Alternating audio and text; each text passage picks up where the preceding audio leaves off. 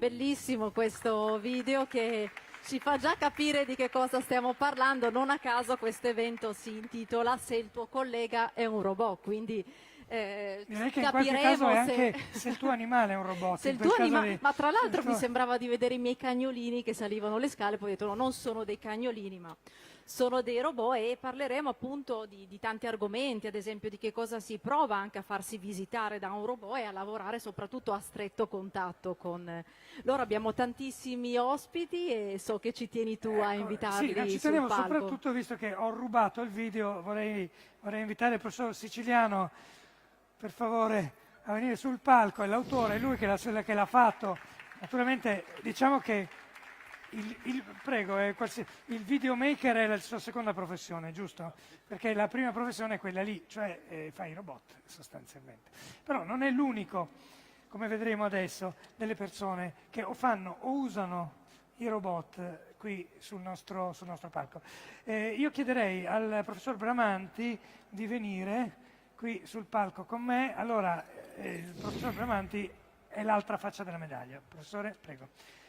È l'altra faccia della medaglia perché lui i robot non credo li faccia, non li produce lei, lo so bene, ma li usa e soprattutto li usa in un settore che è molto delicato, che è quello della medicina, e che è uno dei luoghi in cui è più utile, ma contemporaneamente anche più emotivamente coinvolgente la presenza di un automa.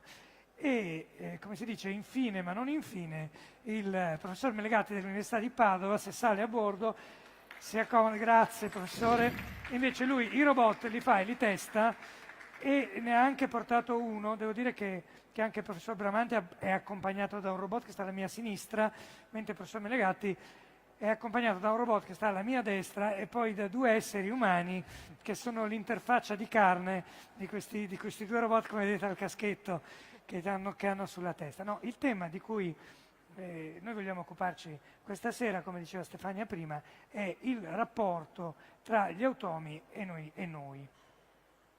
È un tema molto delicato, noi lo faremo con curiosità e anche in modo lieve, però in realtà è un tema dal punto di vista sociale e anche psicologico, è un tema estremamente delicato, perché da una parte i robot cominciano ad aiutarci, dall'altra parte rischiano anche di, così si dice, di portarci via il lavoro che facciamo, e su questo poi c'è qualche dato che vorrei commentare con voi. E in terza parte fanno anche delle cose che noi non siamo in grado di fare, e le fanno, soprattutto in campo medico, le fanno egregiamente. Infatti spesso c'è questa paura che i robot ci portino via il lavoro, si sente spesso questa problematica e vogliamo approfondirla e chiarirci Vogliamo cercare anche di su capire. questo C'è argomento. un dato che è uscito, lo leggevo l'altro giorno e ve lo butto lì come dei dadi sul pavimento. È un dato che è uscito da un centro di ricerca che si chiama Tortuga, che ha presentato una ricerca sulla perdita di posti di lavoro causata dai robot. Beh, il risultato è abbastanza sorprendente. Vado a memoria. Sostanzialmente nei paesi avanzati non c'è perdita di posti di lavoro, anzi c'è un aumento di posti di lavoro, anche se poi vedremo che il profilo delle persone che lavorano è diverso da quelli che perdono il lavoro, nel senso che ci sono alcune professioni che sono avvantaggiate, tra queste quelle delle persone che sono qui con noi sul palco, e altre professioni che sono un po' svantaggiate. Adesso sto scherzando, ma in realtà è un tema abbastanza serio e abbastanza nuovo, di cui poi parleremo un po' meglio. In Italia, dove l'introduzione, io vado a memoria e mi ricordo questi dati, in Italia dove l'introduzione dei robot c'è stata, anche se non so se è uno dei primi paesi, non credo che sia è uno dei primi paesi, non ci sono state perdite di sostituzione, diciamo, di lavoro legata all'introduzione dei robot. Questo è un tema molto importante perché, diciamo, la leggenda, o quantomeno il timore molto diffuso, è che si perdano posti di lavoro a causa dei robot. Allora, io voglio farvi vedere, prima di andare a far parlare i nostri ospiti, un altro piccolo video a proposito di un lavoro che è un lavoro faccio una piccola parentesi. Uno degli esempi che viene fatto in questa ricerca a proposito di robot che portano via il lavoro è dei camerieri di sala delle pizzerie. Ok? Camerieri di sala delle pizzerie è un mestiere a rischio perché un domani i robot potrebbero sostituirli. In realtà, se stiamo al video che andremo a vedere adesso, al professor Siciliano, forse c'è anche un altro mestiere in pizzeria che rischia parecchio a causa dell'introduzione di robot. Possiamo andare velocemente con il video? Eccoci qua, vedete? Questo è il mestiere che rischiamo di perdere, il pizzaiolo. No, non è così.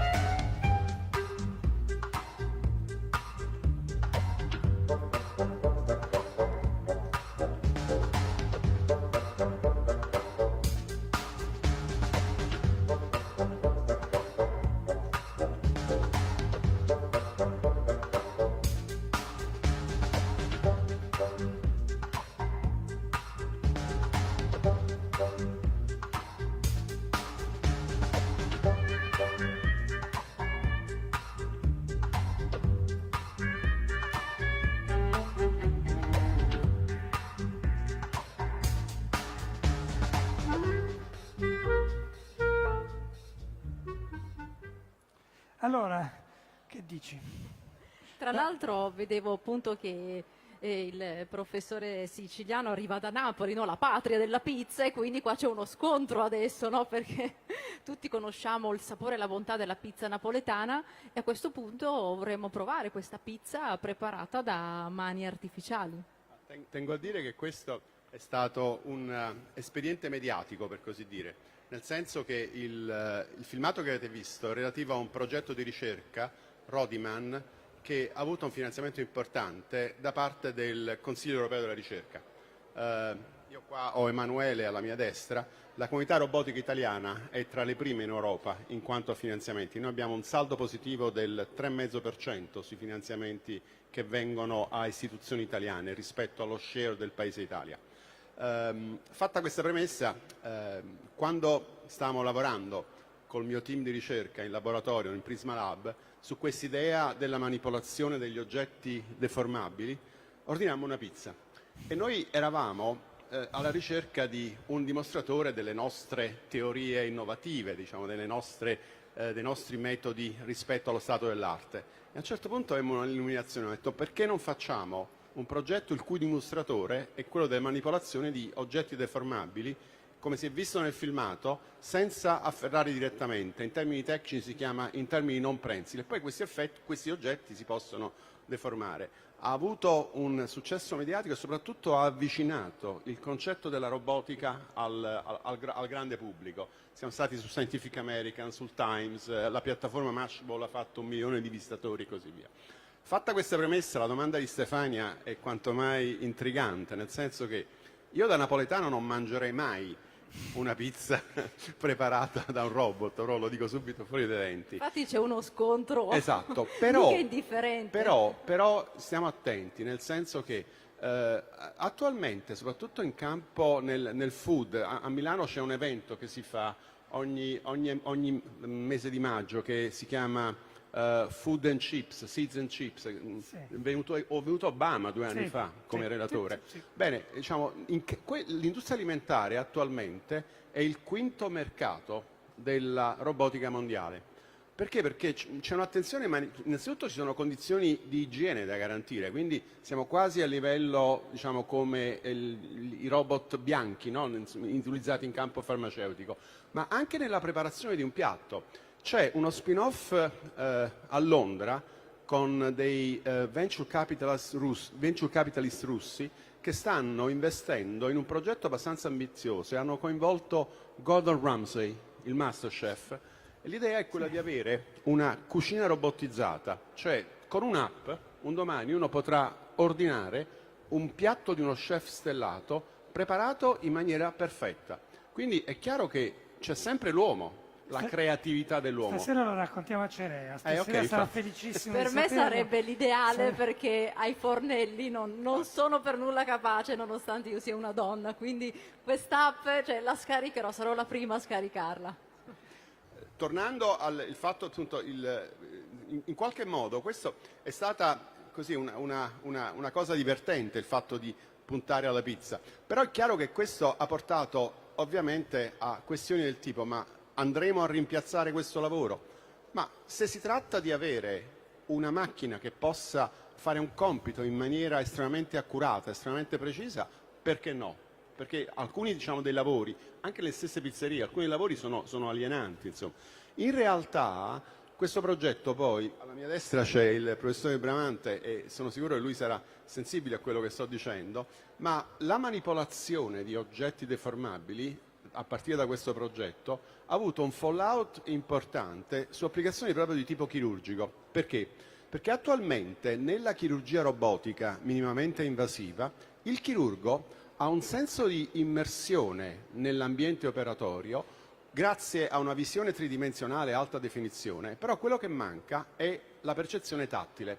Chiaro che il chirurgo con la open surgery, cioè chirurgia aperta o con la stessa chirurgia laparoscopica, è in grado di sentire il tessuto, è in grado anche di riconoscere non solo da un punto di vista visivo, ma anche da un punto di vista tattile, per esempio una massa tumorale, un tumore alla prostata e così via. Bene, in quel caso quello che manca nei sistemi attuali è la percezione tattile. Bene, noi stiamo applicando alcune delle tecniche di algoritmi veloci che riconoscono in tempo reale oggetti che si deformano, quindi come può essere la pizza, come può essere anche un tessuto deformabile, proprio in campo chirurgico. Quindi c'è la contaminazione dei saperi. La cosa che veramente io vedo insegnando robotica da 30 anni è il fatto che gli studenti vengono alla robotica perché? Perché in qualche modo non è monotematica, nel senso che c'è questa grossa contaminazione tra la parte tecnica, tecnologica dell'ingegneria e anche un grosso impatto sociale. Tant'è vero che di robotica si interessano persone di filosofia della scienza, di sociologia, di etica, di etologia. Tutti i robot di ispirazione biologica hanno un riscontro tangibile, no? Che noi abbiamo visto prima, tra l'altro, Esattamente, no? Tutto lo zoo, diciamo, lo zoo dei robot del professor Siciliano.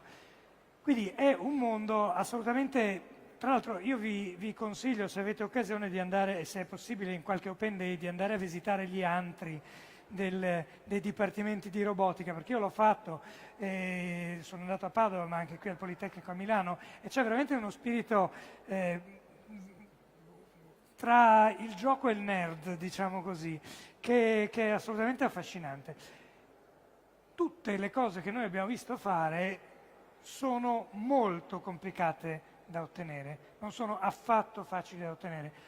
Si parlava di plasmare, di tenere in mano le cose, si trattava di lavorare o di essere vicini a esseri umani senza rischiare di fargli del male. Questo è anche un altro tema centrale. Io volevo farvi vedere un filmato che questa volta ho prodotto io, ma è cortissimo a differenza di quelli meravigliosi del professore, che vi dà un'idea dello ieri e dell'oggi, o meglio dell'oggi e del domani. Prego. Professore, Peraltro volevo aggiungere proprio nel contesto della robotica chirurgica, la discussione in campo scientifico attualmente è focalizzata sui cosiddetti livelli di autonomia. Cioè, attualmente il robot per la chirurgia viene utilizzato come un telemanipolatore, nel senso che il chirurgo opera dietro una console e il sistema riesce a filtrare il tremore che invece avrebbe, per esempio, operando in chirurgia aperta. È chiaro che questi livelli devono crescere, il problema è anche un problema di natura etica, nel senso fino a che livello vogliamo arrivare. In realtà si può vedere che nel momento in cui io posso consentire, per esempio, un'operazione tipica che si fa in campo chirurgico è la anastomosi, cioè la sutura praticamente di 2 lembi di tessuto. Allora è chiaro che il chirurgo bravo è in grado di realizzarla in maniera più accurata. È un po' come, cioè tutto sommato, noi dobbiamo vedere, la robotica è una grossa tecnologia al servizio dell'umanità, questo è il mio punto di vista. Poi ci sarà il chirurgo più bravo che riuscirà a utilizzare questa tecnologia meglio di altri. Attualmente lo stato dell'arte consente di fare una mini chirurgia, una chirurgia minimamente invasiva.